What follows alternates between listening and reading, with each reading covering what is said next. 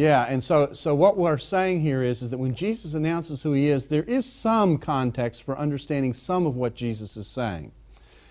The last scene is the one that you raised in the opening, and that is that when Jesus comes before the Sanhedrin, before the Jewish leadership, He gets asked, "Are you the Christ, the Son of the living God?" And I think what Caiaphas is asking is, are you claiming to be Messiah? Are you claiming to be a king? And the reason I think he's asking that is that he needs a charge he can take to Pilate to get Jesus executed and crucified. Well, one of the quick ways to do that is to claim that you're a king and when you weren't appointed by Caesar. Okay, the Romans, generally speaking, weren't happy with that kind of an arrangement. So that's the backdrop. So he asks this question, and Jesus answers this way. And the passage, it comes from Mark chapter 14. It's one of the most important passages in the Gospels, and it reads this way. The question is, are you the Christ, the Son of the Blessed One? Roundabout way of referring to God. And the answer is this: I am, said Jesus, and you will see the Son of Man sitting at the right hand of power and coming with the clouds of heaven. Then the high priest tore his clothes and said, why do we still need witnesses? You have heard the blasphemy. What is your verdict? And the question is, well, why did he tear his clothes? Well, he tore his clothes because what Jesus was claiming was not merely the ability to walk into the temple and go to the Holy of Holies, which is something only the high priest could do once a year. It was sacred, restricted space because it represented the presence of God. He said, no, God is going to invite me to park at His side and to operate like a cosmic judge, seated on the clouds, having dominion.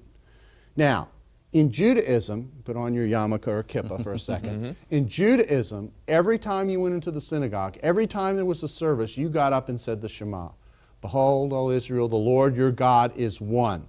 No one shares God's glory. So when Jesus claims that He can share God's glory and God's presence, that is a claim of exaltation that is an offense to a Jewish mind that says there's only one God. And you've got a train wreck. You've got a theological train wreck in which exaltation is running into blasphemy.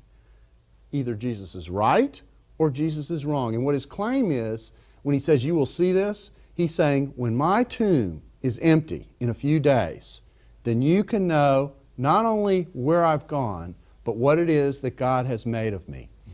And that is a powerful testimony about who Jesus says that He is. And notice that He does it not by saying something direct. You know, I am the Son of God, I am pretty. No, He does it very indirectly by what He does and what God does through Him. And it would make sense, because if you can't even say the name of God, the fact is you aren't going to make that kind of a statement in that society. Yeah, you're going to be very careful about how you get people to think about how you're really crashing the ultimate glass ceiling. And the prophet Daniel, chapter 7 of Daniel, what does he say? Well, the title Son of Man is one of these beautiful titles that's able to hold a lot of content.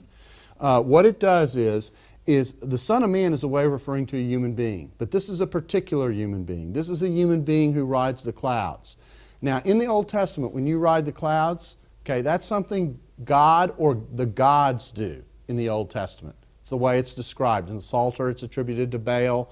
In other texts, it's attributed to something that God does. So this is something that deity does. So I've got a human being doing deity stuff. Okay? A human being doing deity stuff.